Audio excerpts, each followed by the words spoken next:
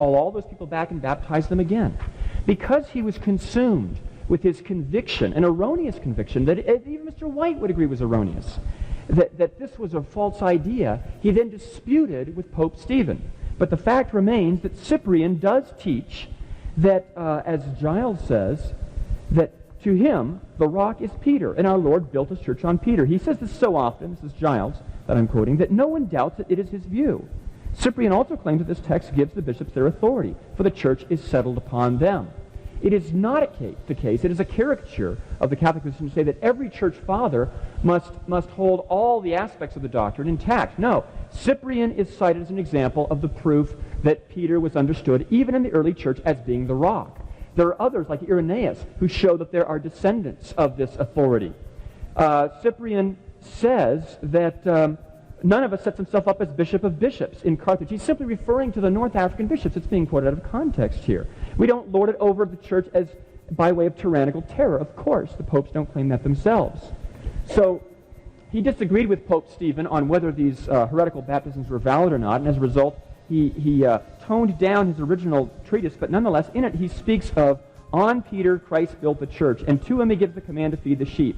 And he gives Peter a primacy, whereby it is made clear that there's but one church and one chair. And then goes on to speak of saying, if someone does not hold fast to this unity of Peter, can he imagine that he still holds the faith? If he deserts the chair of Peter upon which the church is built, can he still be confident he's in the church? A lot of things to get into 1 minute. Jerry just said, well, the thing from the Council of Carthage, that's just about North African bishops. The next sentence after it is, but we all await the judgment of our Lord Jesus Christ. Do only North African bishops await the judgment of our Lord Jesus Christ? I somehow doubt. From Giles, I quote in regards to Cyprian's statements, but be it first observed that all who ask Cyprian's counsel, of all his own counselors, of prelates assembled from Africa, Numidia, of Firmilian and Dionysius the Great, no one suggests the least reference to the Roman See, nor mentions its estimate of itself as an element in the question, or as a scruple to be borne in mind. Augustine, who marshals every argument in refutation of his opinion, never suggests that obedience to Rome's speaking would have saved him from his error. That is in the same passage. And I don't have enough time, but I just refer you to Cyprian's statement to Stephen when he says, why has the bitter obstinacy of our brother Stephen broken forth to such an extent in his response to him? The Bishop of Rome is not the Vicar of Christ for him. Mr. White, a question for Mr. Matitix. I can have just a moment to get to my notes, please. Mr. Matitix, please explain to us all how Canon 28 of the Council of Chalcedon could ever have been written if, in fact, Vatican I's definition of the constant and ancient faith, the universal church, is true. Second, punch this in. Okay, I have 3 minutes. Well, once again, we have a misunderstanding on the part of Mr. White, I hope not an intentional one, of what the church means when it speaks of the constant in ancient teaching. Mr. White is blowing that into an absolutized description that every single time you ever have any council write any canon, any bishop write preach any homily, that there must be the exact same identical faith being articulated. That is not what the Catholic Church claims. It has never claimed that. Vatican I, if you read the whole document, does not claim that. It is a fact of church history, and it has been for 2,000 years, that councils can promulgate canons, that is disciplinary policy statements, that may or may not be revoked by subsequent councils, that may or may not be approved by the Bishop of Rome. In fact, we have several instances in the first 4 centuries where the Bishop of Rome may approve the doctrinal formulations of a particular council, but reject their canons.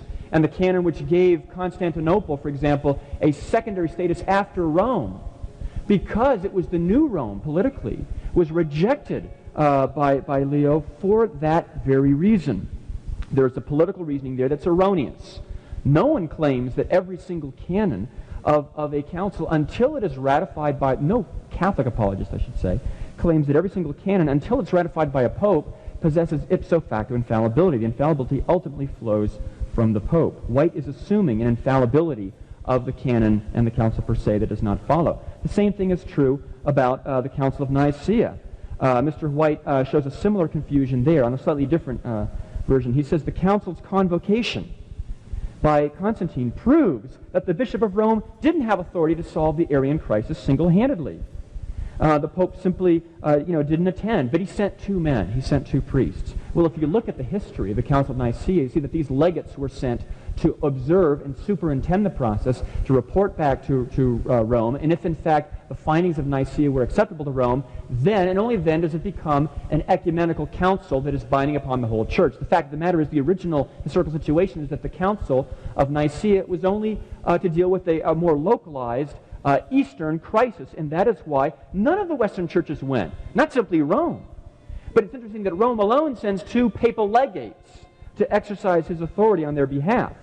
The very fact that the council was convoked doesn't prove that the bishop didn't have the power to single-handedly solve the crisis. Mr. White, let me ask you, I mean, is that a logical way of reasoning? Could you argue that, Vatican II proves that Catholics don't believe today that John the 23rd has any papal authority today, because otherwise he wouldn't have called the Second Vatican Council. He would have simply unilaterally issued an encyclical and addressed all these issues himself. No, you can't reason that way, folks. It's not fair to reason that way today, and it's not fair for Mr. White to reason that way about the Council of Nicaea. First of all, you'll note that there is no explanation for the 28th canon. It's just said, well, it's wrong, it's not infallible.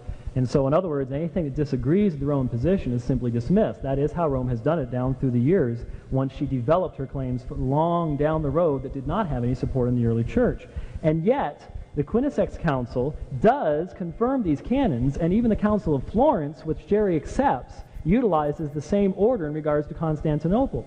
And Leo did not reject it on the basis of what Mr. Mattick said. In my opening presentation, I demonstrated that that was the case and made comments on that. He then went to Nicaea and said that because it's called by Constantine, that proves something. No, I was just pointing out to you that nobody at the early church at this time had any concept that there was any necessity either for the Pope to call it, or then Jerry just said that one of the most anachronistic statements I've ever heard made in a historical setting that is supposed to be scholarly is that, well, the legates are there to report back to Rome, and Rome will decide whether this is going to be an ecumenical council. My friends, historically, that is the grossest anachronistic statement that could possibly be made. No one at this time dreamed, and I would challenge Mr. Mattick, show us a single shred of evidence from that time period that the rest of the church believed that the decrees of Nicaea were going to have to go to Rome and get the approval of the Bishop of Rome before that council become an ecumenical council. There is nothing in the historical records, and I don't know of a single scholar that is dealing with the patristic sources who would even begin to suggest that that's the case. That is something, again, that develops way down the road and has no support in the early fathers as we read them today. I would challenge Mr. Mattick to show us that that is the case.